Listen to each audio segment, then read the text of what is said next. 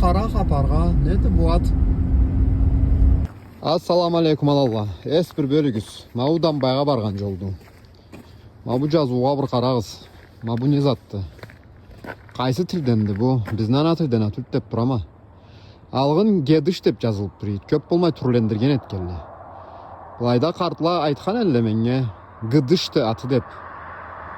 A bu ne at sözdü? Bizni tilde bulay söz joktu деп turama. Niye sağış bula? Nek avuşturup Allah bunu atı men anlay almayım.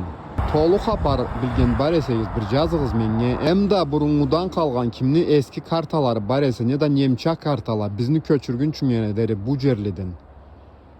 Konşularımızı bir kes bizge küldürgenek gerek biz. Kelelle videola alalla da bullay zatlan, bungoşaş zatlanı salıp.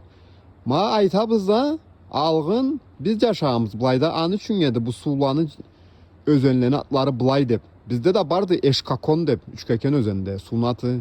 Üçkeken bola gerekti zına subhanallah. İlgi canlarım şapır жазыгыз menge xaparı boğan adam. Men inan almayım ha bunu atı algın bulay boğan dep. Bu karaçay söz sült dep durama. Acaşı isen bir tüzetigiz. Allah razı olsun.